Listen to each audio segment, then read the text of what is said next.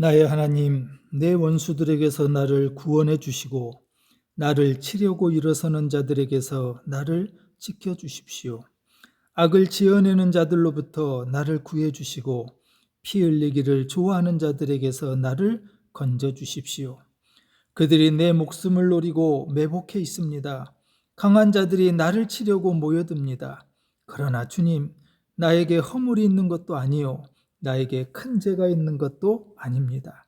나에게는 아무런 잘못도 없으나 그들이 달려와서 싸울 준비를 합니다. 깨어나 살피시고 나를 도와주십시오. 주님은 만군의 하나님, 주 이스라엘의 하나님이십니다. 깨어나셔서 모든 나라를 차별 없이 심판하시고 사악한 꾀를 꾸미는 자들을 불쌍히 여기지 마십시오. 셀라. 그러나 나는 나의 힘 되신 주님을 찬양하렵니다.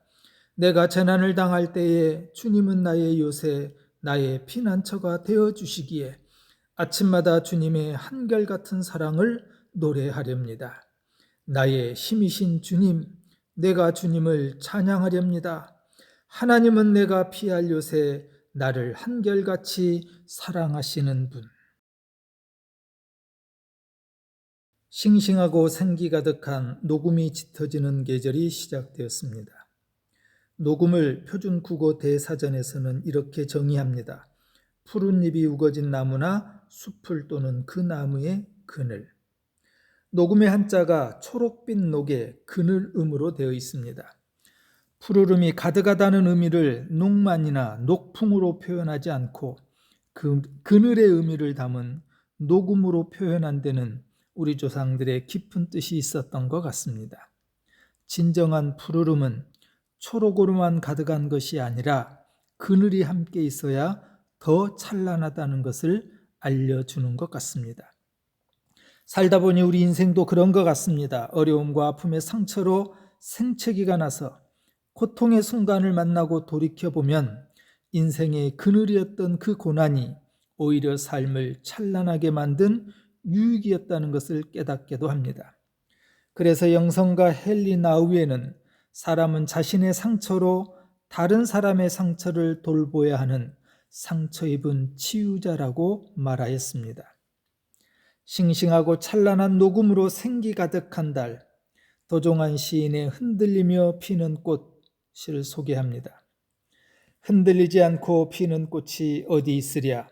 이 세상 그 어떤 아름다운 꽃들도 다 흔들리면서 피었나니, 흔들리면서 줄기를 곧게 세웠나니 흔들리지 않고 가는 사랑이 어디 있으랴. 젖지 않고 피는 꽃이 어디 있으랴. 이 세상 그 어떤 빛나는 꽃들도 다 젖으며 피었나니, 바람과 비에 젖으며 꽃잎 따뜻하게 피웠나니 젖지 않고 가는 삶이 어디 있으랴. 진정한 푸르름은 그늘이 함께 있어야 더 찬란하다는 녹음의 한자와 같이 이 세상 그 어떤 아름다운 꽃들도 다 흔들리면서 피어나는 시처럼 오늘 나누려는 시편 59편의 다윗의 인생도 고난 속에서 흔들리며 꽃피는 인생이었습니다. 때로 고난이, 역경이, 환난이, 질병이, 아픔이 찾아와 어렵고 힘든 삶을 지나지만 그 고난과 함께 우리 인생도 더 찬란하게 꽃필 것을 기대합니다. 시편 59편에는 세 개의 표제어가 있습니다. 다윗의 믹담시, 인도자를 따라 알다스헷에 맞춘 노래, 사울이 사람을 보내어 다윗을 죽이려고 그 집을 지킨 때, 그 중에 이 마지막 세 번째 표제어, 사울이 사람을 보내어 다윗을 죽이려고 그 집을 지킨 때의 배경은 사무엘상 19장에 기록되어 있습니다. 다윗은 골리앗을 물리치고 백성들에게 최고의 인기 스타, 소위 요즘으로 말하면 인싸가 되었습니다. 사울왕도 다윗을 인정하고 딸 미갈과 결혼시킬 정도로 이스라엘이 블레셋과의 전쟁에서 승리한 후에 다윗을 신뢰합니다. 그러나 다윗의 인기는 오히려 다윗을 위험으로 몰아갔습니다. 다윗에게 무슨 큰 죄가 있어서도 아니라 다윗의 인기를 시기한 사울왕의 질투 때문이었습니다. 표제에서처럼 다윗은 사울을 피해 도망할 수밖에 없었습니다.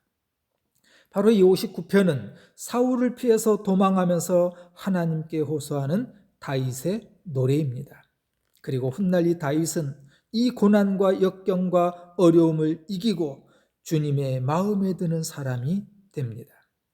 다윗의 인생에도 흔들리며 눈물 젖은 고난의 시절이 있었습니다. 다윗은 위기에 흔들리면서도 고통의 눈물에 젖으면서도 어떻게 믿음의 꽃을 피웠는지를 살펴보고 교훈을 얻고자 합니다.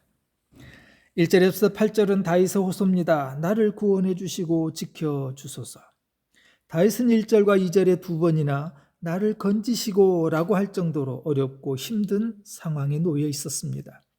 자신을 죽이려고 쫓아오는 사울의 군대에 포위된 다윗은 누구에게도 도움이나 지지를 받을 수 없는 그야말로 사면초가가 놓여 있습니다.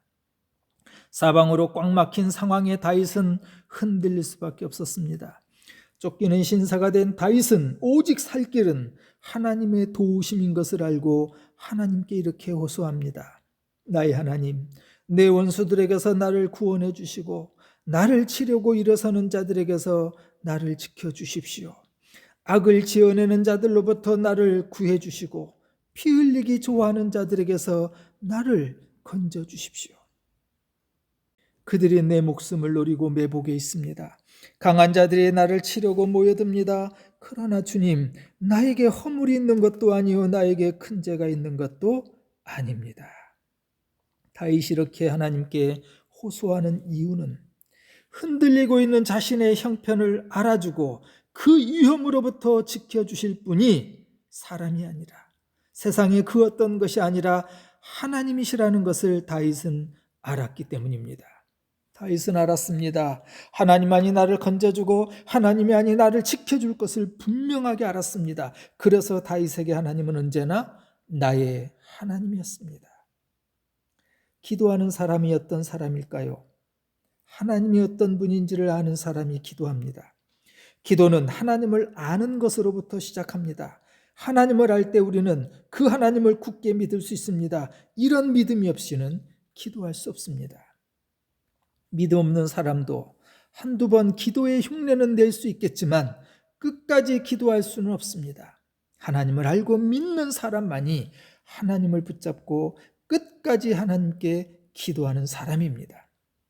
다윗은 30세에 유다의 왕이 됩니다. 왕의 자리에 오르기까지 거의 10년 동안 도망 다녀야 하는 신세였습니다. 10년이면 지치기도 하고 포기하고도 싶었을 것입니다. 그만두고 싶은 유혹이 왜 없었겠습니까? 만약 다윗이 한두 번 기도했는데 응답되지 않았다고 포기했다면 우리가 아는 것처럼 하나님의 마음에 드는 사람 다윗은 없었을 겁니다. 그러나 다윗은 끝까지 하나님을 신뢰합니다. 하나님의 때에 하나님의 방법으로 반드시 억울함을 풀어주고 위기의 상황에서 건져주신다는 믿음이 다윗에게 있었기 때문에 다윗은 기도를 포기하지 않습니다. 다윗은 기다립니다. 다윗은 견뎌냅니다. 다윗은 하나님께서 나를 건져주시고 하나님께서 나를 지켜주시는 분이라는 것을 알았습니다. 그래서 다윗에게 하나님은 언제나 나의 하나님입니다. 다윗은 자신을 잡으려는 사울의 군대에 당당하게 맞섭니다. 비겁하게 겁내지 않고 악한 사람들에게 목숨을 구걸하지도 않습니다. 오히려 자신을 괴롭히는 원수들을 개와 같아서 하나님의 비웃음거리에 불과하다고 말합니다. 그들은 저녁만 되면 돌아와서 개처럼 지저대면서 성안을 이리저리 쏘다닙니다. 그들은 입에 거품을 물고 입술에는 칼을 물고서 누가 들으랴 하고 말합니다. 그러나 주님께서 그들을 보시고 비웃으시며 문민족을 조롱하실 것입니다. 동물의 왕국 같은 것을 보면 약육강식 강한 자가 살아남습니다. 그러나 다윗은 비록 지금 강한 사울 앞에 연약한 존재이지만 비굴하지 않았습니다. 자신을 잡아 죽이려는 악한 사람들을 밤에 찢어대며 성을 돌아다니는 개로 생각합니다.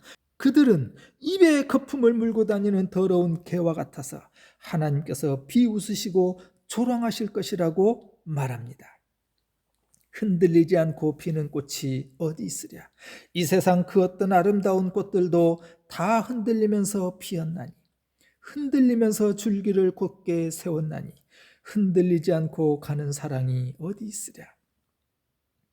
다윗처럼 고난 때문에 흔들리면서도 인생의 꽃을 피울 수 있는 사람은 나를 건져주고 나를 지켜주실 분이 하나님이신 것을 아는 사람입니다. 그리고 그 하나님을 끝까지 신뢰하는 사람입니다.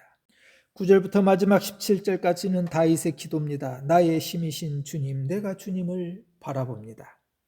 다윗의 이런 용기가 어떻게 가능했을까요? 무엇이 다윗으로 하여금 비굴하지 않고 당당할 수 있게 했을까요? 다윗에게는 절대 믿음이 있었기 때문입니다. 나의 힘이신 주님, 주님은 내가 피할 요새이시니 내가 주님만을 바라봅니다. 세상에서 하나님께 시선을 두고 살아가는 사람과 하나님께 두지 않고 세상에 시선을 두고 사는 사람의 차이는 분명합니다.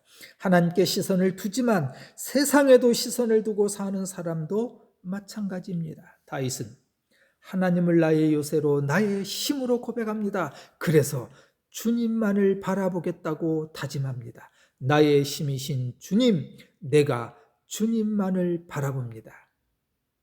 다윗은 주님도 바라본다고 말하지 않았습니다. 세상도 의지하고 사람도 바라보는 것이 아니라 주님만 바라본다고, 주님만 의지한다고 다윗은 기도합니다. 이렇게 다윗은 절대 믿음이 있었기 때문에 흔들리는 위기 앞에서도 하나님의 마음에 드는 사람이라는 찬란한 인생의 꽃을 피울 수 있었습니다. 놀라운 것은 다윗은 대적들을 죽이지 말라고도 기도합니다.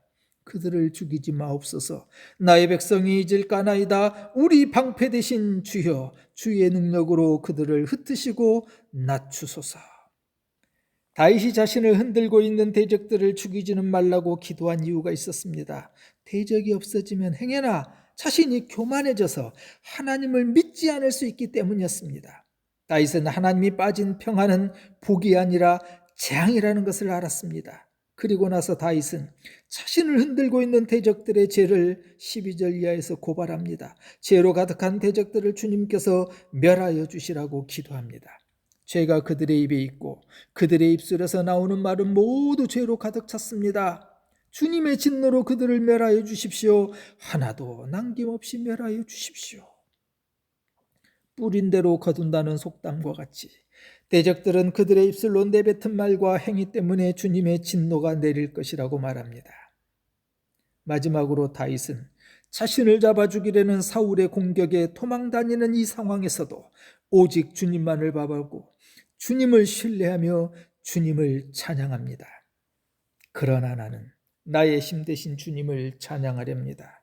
내가 재난을 당할 때에 주님은 나의 요새, 나의 피난처가 되어 주시기에 아침마다 주님의 한결같은 사랑을 노래하렵니다.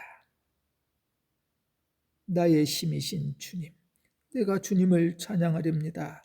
하나님은 내가 피할 요새, 나를 한결같이 사랑하시는 분. 다윗은 도망다니며 흔들리고 있는 이 고난에서도 주님을 찬양합니다. 다윗이 이 노래를 부르고 있는 지금 다윗의 문제가 해결된 것은 아무것도 없습니다. 여전히 도망자의 신세입니다. 자신의 모든 문제가 해결되고서 주님을 노래하며 찬양하는 것이 아니었습니다. 여전히 다윗은 도망다니면서 어려움으로 흔들리고 있었습니다. 그러나 다윗은 나의 힘이 되시는 주님을, 나의 요새이시며 나의 피난처이신 주님을 찬양합니다. 젖지 않고 피는 꽃이 어디 있으랴. 이 세상 어떤 빛나는 꽃들도 다 젖으며 피었나니, 바람과 비에 젖으며 꽃잎 따뜻하게 피웠나니 젖지 않고 가는 삶이 어디 있으랴. 흔들리면서도 꽃을 피울 수 있는 사람은 어렵고 힘든 상황에서도 주님을 찬양하는 사람입니다. 여전히 문제가 해결되지 않았을지라도 그래서 문제 때문에 흔들리고 있지만 주님은 나의 요새, 주님은 나의 피난처임을 고백하며 찬양하는 사람이 흔들리면서도 꽃을 피우는 사람입니다. 다윗은 자신의 인생에서 가장 초라하고 보잘것없는 순간에도 하나님을 향한 믿음은 가장 튼튼했습니다. 내가 가장 약할 때 그때가 가장 강한 때라고 고백했던 바울도 마찬가지였습니다. 오늘 내 힘으로 해결할 수 없는 문제와 장애물 때문에 흔들리고 있으시다면 지금 주님만 바라보며 나의 힘과 요새와 피난처가 되시는 주님께 도움의 손을 내미시기 바랍니다. 사랑하는 성도 여러분, 세상의 아름다운 그 어떤 꽃들도 나를 건져주시는 주님만을 바라보고 흔들리면서 줄기를 곧게 세워 아름다운 꽃을 피우시기를 소원합니다. 사랑하는 성도 여러분, 세상에 빛나는 그 어떤 꽃들처럼 주님을 찬양하면서 바람과 비에 젖으며 따뜻한 꽃을 피우기를 주님의 이름으로 축원합니다. 흔들리며 피는 꽃 도종환. 흔들리지 않고 피는 꽃이 어디 있으랴. 이 세상 그 어떤 아름다운 꽃들도 다 흔들리면서 피었나니, 흔들리면서 줄기를 곧게 세웠나니, 흔들리지 않고 가는 사랑이 어디 있으랴. 젖지 않고 피는 꽃이 어디 있으랴. 이 세상 그 어떤 빛나는 꽃들도 다 젖으며 피었나니, 바람과 비에 젖으며 꽃잎 따뜻하게 피웠나니, 젖지 않고 가는 삶이 어디 있으랴.